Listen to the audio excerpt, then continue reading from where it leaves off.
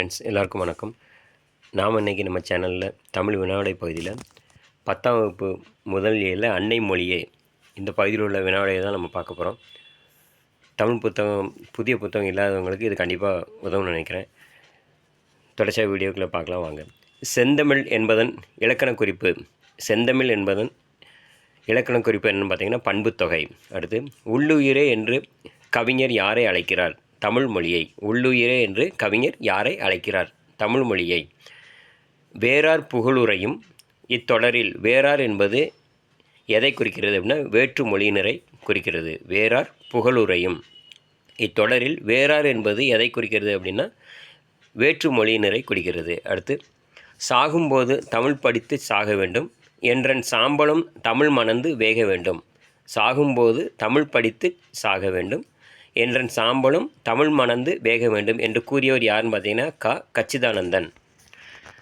வாழ்க என்பதன் பகுபத உறுப்பினர்கள் தருக அப்படின்னு கேட்டாங்கன்னா வாழ் பகுதி, கா என்பது வியங்கோல் வினைமுற்று விகுதி. வாழ் பகுதி, கா என்பது வியங்கோல் வினைமுற்று விகுதி. அடுத்து அன்னை மொழியே என்பது என்ன தொடர்? விழித்தொடர். அன்னை மொழியே என்பது விழித்தொடர். கடல் கொண்ட கண்டம் என பாவலர் பெருஞ்சித்திரனார் குறிப்பிடுவது எது அப்படின்னா குமரி கண்டம். கடல் கொண்ட கண்டம் என பாவலரேறு பெருஞ்சித்திரனார் குறிப்பிடுவது குமரி கண்டத்தை. அடுத்து தமிழுக்கு கருவூலமாய் அமைந்த பாவலரேறு அவர்களின் நூல் எதுன்னு பார்த்தீங்கன்னா திருக்குறள் பொருளுரை.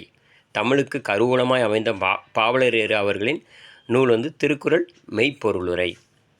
பெருஞ்சித்திரனார் இயற்பெயர் என்னன்னு பார்த்தீங்கன்னா துரை ராச மாணிக்கம். பெருஞ்சித்திரனார் இயற்பெயர் துரை ராச மாணிக்கம். பெருஞ்சித்திரனார் இவருடைய சிறப்பு பெயர் என்னன்னு பார்த்தீங்கன்னா பாவலரேறு. பெருஞ்சித்திரனார் இயற்பெயர் துரை ராச மாணிக்கம். சிறப்பு பெயர் பாவலரேறு. தென்னன் என்பதன் பொருள் என்ன? பாண்டியன் மன்னன். தென்னன் என்பதன் பொருள் பாண்டிய மன்னன். சிலம்பு என்ற சொல் குறிக்கும் பொருள் என்ன அப்படின்னா சிலப்பதிகாரம். சிலம்பு என்ற சொல் குறிக்கும் பொருள் சிலப்பதிகாரம். தும்பி என்பதன் பொருள் என்னன்னா வண்டு. தும்பி என்பதன் பொருள் வண்டு. அடுத்து தென்மொழி தமிழ்ச்சிட்டு இதழ்களின் வாயிலாக தமிழ் உணர்வை உலகமெங்கும் பரப்பியவர் பாவலரேறு. தென்மொழி தமிழ்ச்சிட்டு இதழ்களின் வாயிலாக தமிழ் உணர்வை உலகமெங்கும் பரப்பியவர் பாவலரேறு. பெருஞ்சித்திரனாரின் திருக்குறள் மெய்ப்பொருளுரை டேஸ் கருவூலமாய் அமைந்தது. பெருஞ்சித்திரனாரின் திருக்குறள் மெய்ப்பொருளுரை டேஸ் கருவூலமாய் அமைந்தது அப்படின்னா தமிழுக்கு கருவூலமாய் அமைந்தது. அடுத்து வானத்திற்கும் வையத்திற்கும் இடைப்பட்ட யாவற்றையும் கவிதையாக கொண்டவள் தமிழன்னை. வானத்திற்கும் மையத்திற்கும் இடைப்பட்ட யாவற்றையும் கவிதையாக கொண்டவள் தமிழன்னை.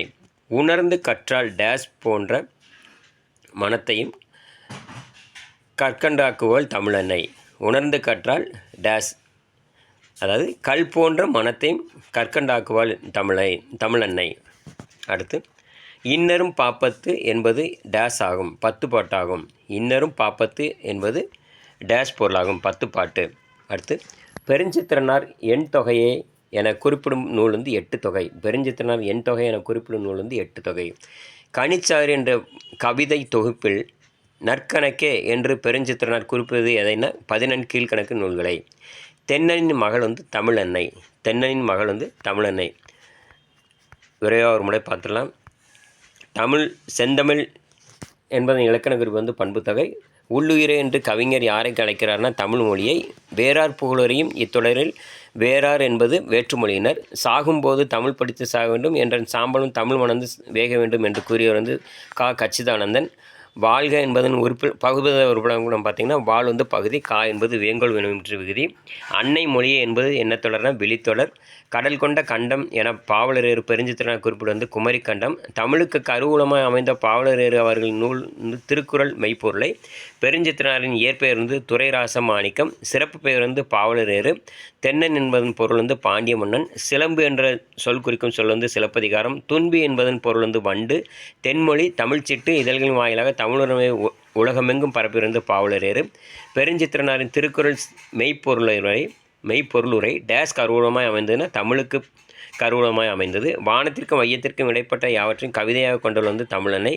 உணர்ந்தும் கற்றால் கல் போன்ற மனத்தையும் கற்கண்டாக்குவாள் தமிழன்னை. அடுத்து இன்னரும் பாப்பத்து என்பது 10 பாட்டு. பெருஞ்சித்திரனார் எண் தொகையே என குறிப்பிடும் நூல் 8 தொகை. கனிச்சாறு என்ற கவிதை தொகுப்பில் நற்கணக்கே என்று பெருஞ்சித்திரனார் குறிப்பிட்டு வந்து 11 கீழ்க்கணக்கு நூல்கள். தென்னனின் மகள் வந்து தமிழன்னை. நம்ம சேனல் வீடியோ முழுமையாக ஸ்கிப் பண்ணாமல் பாருங்கள். நம்ம சேனல் பிடிச்சா மறக்காமல் சப்ஸ்கிரைப் பண்ணுங்கள், நிறைய பேருக்கு ஷேர் பண்ணிடுங்க. நம்ம சேனல் ஃபஸ்ட் டைம் பார்க்குற நீங்களும் நிறைய பேருக்கு ஷேர் பண்ணுங்கள். மறக்காமல் சப்ஸ்கிரைப் பண்ணுங்கள். வீடியோ பிடிச்சா லைக் பண்ணுங்கள். தொடர்ந்து நம்ம 10ஆம் வகுப்பு தமிழ் பாடத்துலேருந்து ஒவ்வொரு இயலாக வந்து வினாவிடை பார்க்கலாம். அதாவது தமிழ்நாடு புது புத்தகத்திலிருந்து எடுக்கப்பட்ட கேள்வி வினாவிடை கேள்விகள். புத்தகம் இல்லாதவர்களுக்கு இது வந்து கண்டிப்பாக பயனுள்ளதாக இருக்கும் நம்புகிறேன். நன்றி.